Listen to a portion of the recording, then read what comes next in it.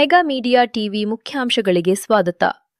ಚಿನ್ನದ ಸರ ಕಳ್ಳತನ ಪ್ರಕರಣಕ್ಕೆ ಸಂಬಂಧಿಸಿದಂತೆ ಉಳ್ಳಾಲ ಮೂಲದ ಮಹಿಳೆ ಮಿನ್ನತ್ ಎಂಬುವರನ್ನು ಪೊಲೀಸರು ಬಂಧಿಸಿದ್ದಾರೆ.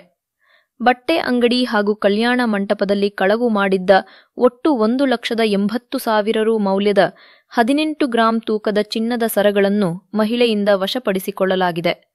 ಪೊಲೀಸರು ಸೆಪ್ಟೆಂಬರ್ 12ರಂದು ಮಿನ್ನತ್ ಅವರನ್ನು ಬಂಧಿಸಿ ಕದ್ದ ಸರವನ್ನು ವಶಪಡಿಸಿಕೊಂಡಿದ್ದಾರೆ.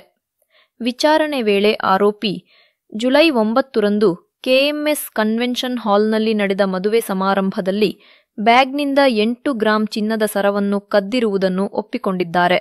ಆರೋಪಿ ಮಿನ್ನತ್ ಅವರನ್ನು ನ್ಯಾಯಾಲಯಕ್ಕೆ ಹಾಜರುಪಡಿಸಿದ್ದು, ನ್ಯಾಯಾಲಯವು ಆಕೆಗೆ 14 ದಿನಗಳ ನ್ಯಾಯಾಂಗ ಬಂಧನಕ್ಕೆ ಒಪ್ಪಿಸಿದೆ. ಮಂಗಳೂರು ಕಡೆಯಿಂದ ತಲ್ಪಾಡಿಗೆ ಮರದ ದಿಮ್ಮಿಗಳನ್ನು ಸಾಗಿಸುತ್ತಿದ್ದ ಲಾರಿಯೊಂದು ರಸ್ತೆಯಲ್ಲೇ ಪಲ್ಟಿಯಾದ ಘಟನೆ ರಾಷ್ಟ್ರೀಯ ಹೆದ್ದಾರಿ 66ರ ಇಕ್ಕೂರಿನಲ್ಲಿ ಶನಿವಾರ ಮಧ್ಯಾಹ್ನ ನಡೆದಿದೆ.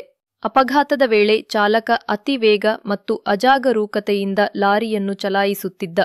ಇದರಿಂದಾಗಿ ಚಾಲಕ ವಾಹನದ ನಿಯಂತ್ರಣ ಕಳೆದುಕೊಂಡಿದ್ದಾನೆ ಎಂದು ಹೇಳಲಾಗಿದೆ. ಅದೃಷ್ಟವಶಾತ್ ಚಾಲಕ ಸಣ್ಣ ಪುಟ್ಟ ಗಾಯಗಳೊಂದಿಗೆ ಪ್ರಾಣಾಪಾಯದಿಂದ ಪಾರಾಗಿದ್ದಾರೆ. ಬೈಕ್ ಒಂದರ ಮೇಲೆ ಕಡವೆ ಹಾರಿದ ಪರಿಣಾಮ ಬೈಕ್ ನಿಯಂತ್ರಣ ತಪ್ಪಿ ರಸ್ತೆಗೆ ಬಿದ್ದು ಸವಾರ ಮೃತಪಟ್ಟಿದ್ದು, ಸಹಸವಾರ ಗಾಯಗೊಂಡ ಘಟನೆ ಶನಿವಾರ ಮಧ್ಯಾಹ್ನ ಕಮಲಶಿಲೆ ಸಮೀಪದ ತಾರೆಕೊಡ್ಲು ಎಂಬಲ್ಲಿ ಸಂಭವಿಸಿದೆ. ಮೃತಪಟ್ಟ ಬೈಕ್ ಸವಾರ ಕಾವ್ರಾಡಿ ಸಮೀಪದ ಶ್ರೇಯಸ್ ಮೊಗವೀರ 22 ಎಂದು ಗುರುತಿಸಲಾಗಿದೆ.